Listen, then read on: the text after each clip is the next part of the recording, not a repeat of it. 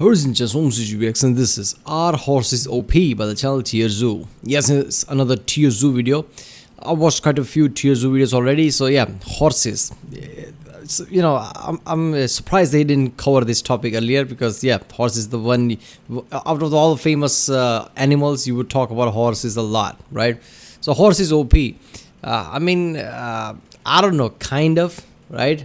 I mean, if you see OPness based on their, I guess, survival, right? I mean, for centuries, they were so essential to humans that they survived, right?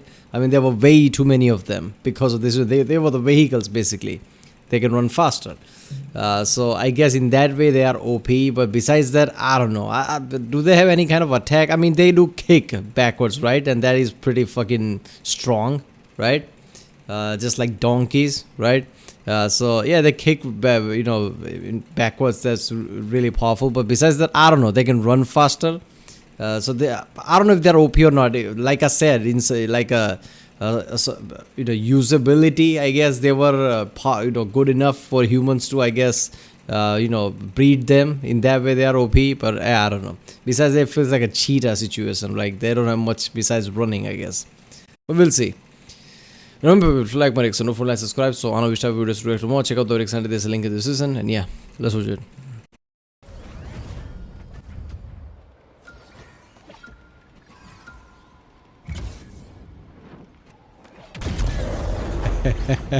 Damn.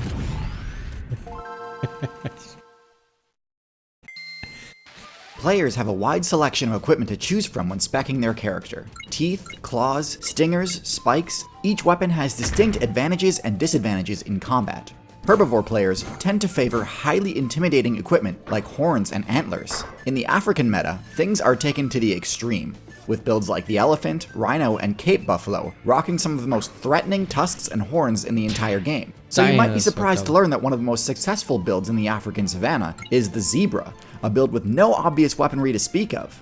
So what is it about the zebra build that has granted it such a dominant position in the savannah? We'll answer that question and many more in... Yeah, let me try. I guess I'll always see zebras in groups, right? So group might be one of the reason, right? Not being solo. And I don't know, they probably have the same kick thing, right? Like horses. And I don't know what... I guess the stripes create some kind of a camouflage too, right? I don't know how effective that is, but I guess that would make harder to people to hunt them. I mean, directly, I guess, especially if they are, walking around in, in hordes, right? Way too many zebras. I don't know. Besides that, I really don't know what. I mean, how can this in Africa? They're successful in African server. Come on, man. That's kind of like surprising to me. In today's video, which was sponsored by CuriosityStream.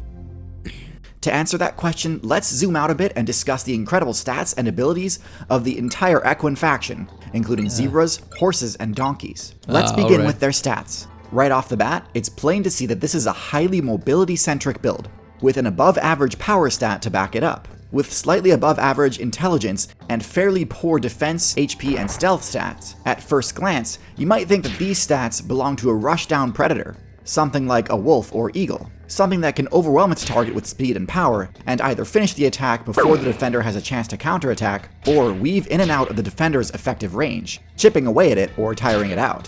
Clearly, stats don't tell the whole story here, as all equines are herbivores. So let's delve a little deeper into the abilities and strategies that horses and all their variants utilize to survive. Seeing as their highest stat is mobility, it's no surprise that an equine player's best defense against the predator player's attack is to run away. While not technically as fast as the max speed of a top-tier predator, horse builds are able to maintain high speeds for much longer, and because of this, builds like the big cat or bear have little chance of catching them without an extremely stealthy ambush. The horse's specialized hooves grant them a bonus to burst movement speed and allow them to ignore the movement penalties of rocky terrain. The likelihood of a successful ambush is driven even lower due to the horse's solid intelligence stat, which allows it to engage in herd behaviors, such as individuals keeping watch to alert vulnerable teammates of approaching enemies. Taking shifts keeping watch is really important in a party of horse players, because horses need to spend massive amounts of time grazing. See, horses did not spec into the ruminant perk, which means they can't extract nearly as much energy from grass as builds like sheep and cows can. This was an intentional trade-off to keep the build much more lean and agile than ruminants, enabling them to dash quickly and jump great distances. But because the amount of time they need to spend feeding with their heads down is around double that of an equivalent-sized ruminant, there's no way they'd be able to avoid an ambush alone. If they do get attacked, the chase begins, and this is where one of the horse's other core abilities comes into play: sweating. Now, I do need to address an inaccuracy I made in a previous video, my most viewed video to date, Are Humans OP?, where I say the ability to sweat is uniquely human. This isn't entirely accurate. Horses also have the ability to sweat in order to dissipate heat. However, they're nowhere near as efficient at cooling down via sweating as humans are, for one main reason: body hair. Sweat doesn't evaporate off of a horse's body as easily as it does a human, because sweat gets trapped in the hair on a horse's body. As such, humans still absolutely crush horses in terms of thermoregulation during distance running. But sweating is still an extremely So I remember that video about humans OP, and I just, up until now, I just thought that humans are the only one who has the ability to sweat. Even at the time, I was like, holy shit, that's surprising. Apparently not. Horses are also one of them. It kind of makes sense, right? Horses are not just, animals that just runs faster. They have kind of endurance as well, right? That's why everybody before cars used horses. Powerful ability that massively reduces a player's loss of stamina during a run, and thereby greatly increases the potential distance a player can travel. Anyways, if during a chase, the horse player finds itself somehow unable to completely avoid an attack, that's when the other signature equine ability comes into play: their kick. Now, in relation to more typical combat moves, like biting, swiping, and stinging, kicking is generally seen as a rather janky attack style, mostly used as either a desperate combo breaker attempt, or the best option available to builds which haven't spec'd their characters to allow for better combat moves. Generally speaking, kicks don't deal that much damage. They're fairly telegraphed and easy to dodge, and they can even throw the user off balance if they miss. However, if we take a look at the horse's kick, we see an I like how he's showing all these different animals, and then he shows a human. Like, yeah, he's not different than the other animals. Look at them doing their kick. entirely different picture. The horse's kick hits with a force of around 2,000 psi, putting it well above the power of a jaguar bite, and just a bit below the power of a crocodile bite. Both of those builds are top tier specifically because of their incredible bite damage, so having a kick of roughly equivalent power is extremely useful. However, plenty of large builds have no issue dealing damage. Moose, elk, wildebeest, and other large ungulate builds can threaten insane damage if they connect with a charging slam. However, attacks like that are incredibly telegraphed, and most players have a decent amount of practice dodging them. In contrast, a horse's kick has incredible frame data, to the point where it's basically unreactable if you're within range, which I should add can be deceptively far. This makes approaching a defending equine player a lot more risky than most herbivore builds. However, the horse's kick has synergies that increase its utility far beyond what can be explained by its base damage and frame data. When it comes to defending themselves from attacking carnivore players, equine builds are at a huge advantage. Let me explain. So, most herbivore builds have only two options when confronted with an adversary: fight or flight. Carnivore players know this, and tailor their strategies to take advantage of the defending player's limited options. When wolves hunt large prey, like elk, their main advantage is to break the defending player's nerve and frighten it into fleeing. They will not commit to an attack if the defending player chooses to stand and fight. However, they will continue to pressure it with bluff charges and fakeouts, hoping to bait out a defensive attack. However, as mentioned before, these... Yeah, that is something, right? About wolves, I didn't know that, but obviously some of the TierZoo videos I've seen, I mean, unless prey runs, like, they're not going to attack, which is kind of fucked up, but basically they had to use some kind of intimidation technique to make sure the prey runs, right? I guess to tire them out, so when they really basically go for the kill attack, right, they can't fight back that much. But yeah, that's some fucked up thing. These counterattacks are slow enough to be dodged on reaction, quickly lowering the elk's morale, especially as the rest of its herd likely gets further and further away. It's only after a prey animal starts fleeing that these predators will actually try to deal damage, by attacking the hindquarters to inflict heavy bleed buildup. In order to stop these attacks, most herbivores will once again stop and turn to face their attackers, which just resets the situation back to the first phase. Horses, zebras, and donkeys can completely thwart this plan of attack, as their kick grants them an extremely valuable option: the ability to counterattack while fleeing. since they don't need to stop and face their attackers in order to deal damage, and because their kicks are harder to dodge than horn charges. Zebras have one of the highest KD ratios against lions and hunting dogs in the game. While it might not be as impressive and showy as having huge horns or antlers, there's no denying that this strategy is extremely effective at warding off attacks and escaping danger.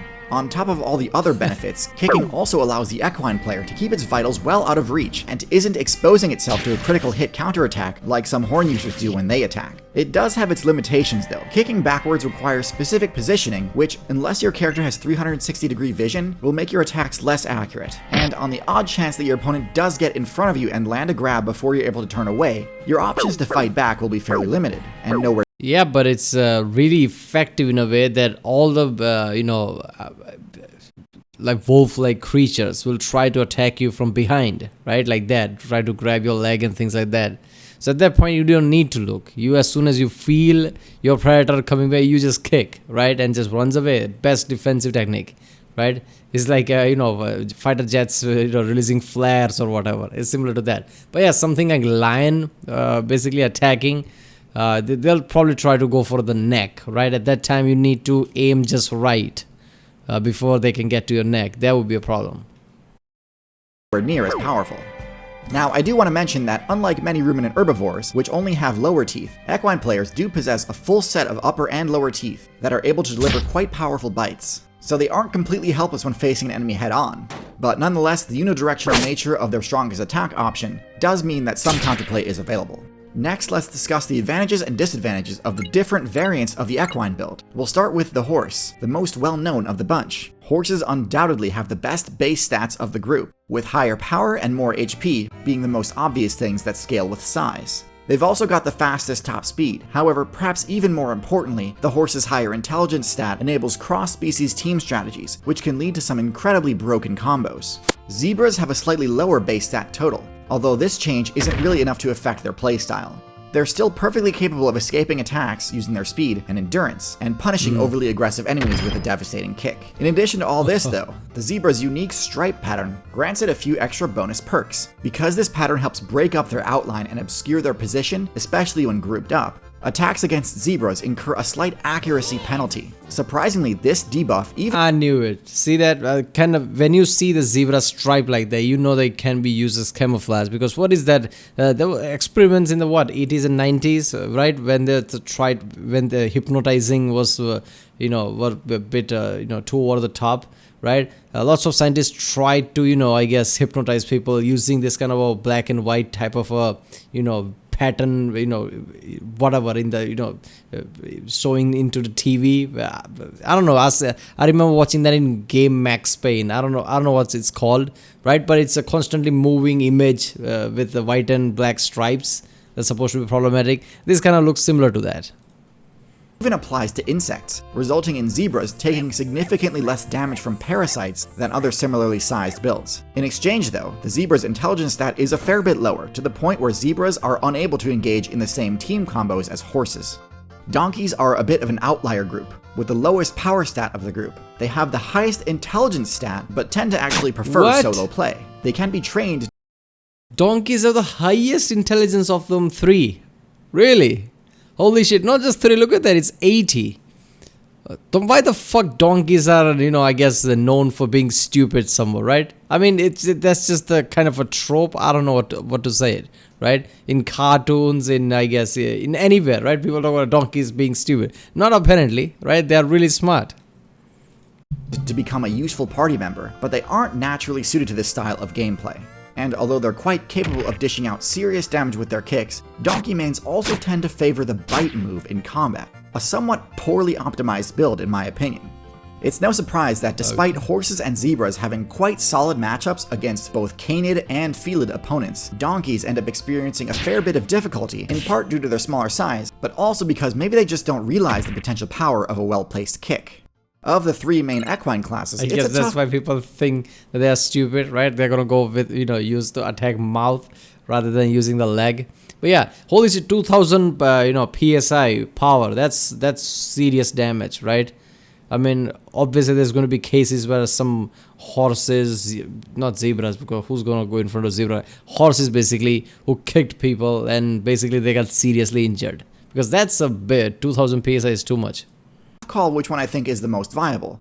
I think they're definitely all at least high B tier. Personally, I do think horses take the top spot, and Yeah. I'd even give them the rank of low A tier. Yeah. See, despite being originally from the North American server, Yeah. horses have successfully Like I established said. invasive populations all across the overworld, including places in Africa that even zebras have difficulty surviving in. This is the premise for the incredible documentary. Yeah, like I know how TierZoo work, right? I mean, TierZoo is just gonna see the bigger picture, like regardless of what's the reality. Obviously, there's way too many horses. It used to be even more than that. So I guess they're OP and successful. Stallions of the Namib Desert, which chronicles the descendants of a small group of horses abandoned by World War I soldiers a century ago. This documentary is available to watch right now on CuriosityStream, the sponsor of today's video. CuriosityStream is an amazing subscription streaming service. Yeah, people, go to curiositystream.com/TierZoo and support that channel. Yeah, horses OP. TierZoo basically goes for something. I mean, before I started watching this channel, I thought it's just going to be pound for pound who's just better. But this is not a wrestling match. This is about survival. This is about what it works in real world. That's what I realized by reacting to this channel so far. So yeah, in that sense, horses are definitely OP because they were useful enough for the dominating species to, I guess, just use them, right? Basically, make them grow and spread around the world. So yeah, they are kind of OP for that reason. Alright, people, that was by the channel TierZoo. If you like my reaction, don't forget to subscribe, and I'll see you next time.